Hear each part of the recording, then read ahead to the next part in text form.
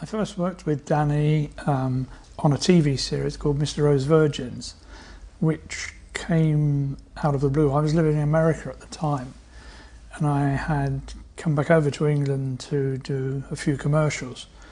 And just before I was due to go back home, my agent called me and said she'd had an inquiry from a producer at the BBC about a series that he was planning to do out of Manchester, and was I interested? And I said only if I could read the script first, or the scripts first. So they biked them over to me, and I thought it was the best thing I'd read since I'd left the BBC. And events moved forward. I went for a meeting with the producer, who introduced me to his new director, who turned out to be Danny, of course. And they said they would like me to do the series. So I went home, got all my stuff together, and then came back over and worked with Danny for quite a few months, actually, based in Manchester. And on the basis of that, he asked me if I would do Shallow Grave.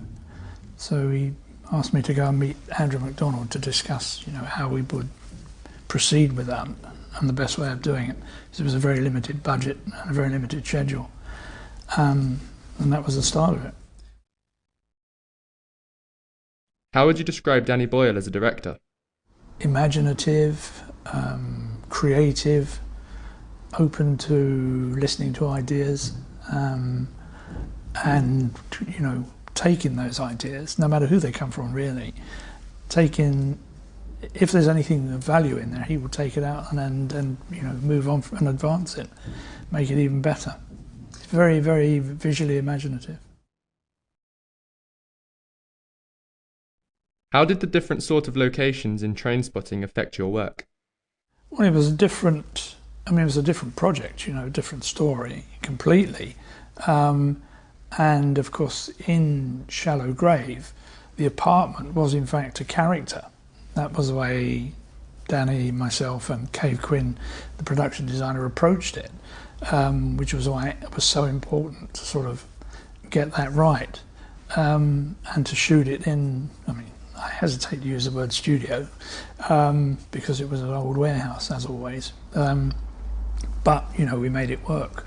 And we had to, spend the money on the set because it was as important as the actors, in a sense, because that was what the plot was all about.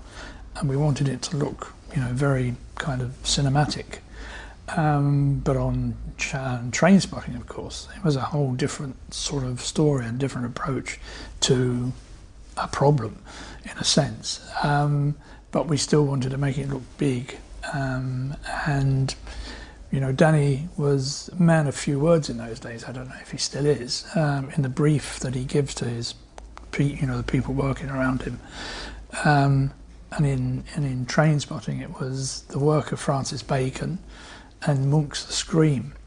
And I've just come back from Glasgow working with heroin addicts in rehab. They spend most of their life on the floor. I want you to find a way of making the camera hoover along the floor all the time, as much as possible. And those were the challenges. So Cave and I looked at each other about Francis Bacon and decided that what he was saying was open your minds and be imaginative. Hoovering the camera along the floor was a bit more complicated, simply because we didn't have money or the time to use fancy equipment. So most of it was done handheld. In fact, almost all of it was done handheld. What other solutions did you have to come up with while shooting the film?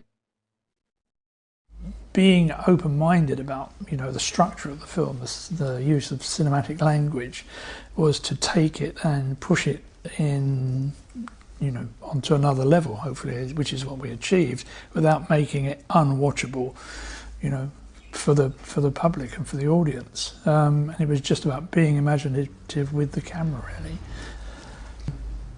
and to sort of get it into sort of places and get the shots that Danny had in his mind. What was your reaction to the actors' performances? Well, I don't know, how would I best describe it? Sheer admiration, I think, really. Ewan really threw himself into the part. He lost so much weight to make himself look authentic. just admiration.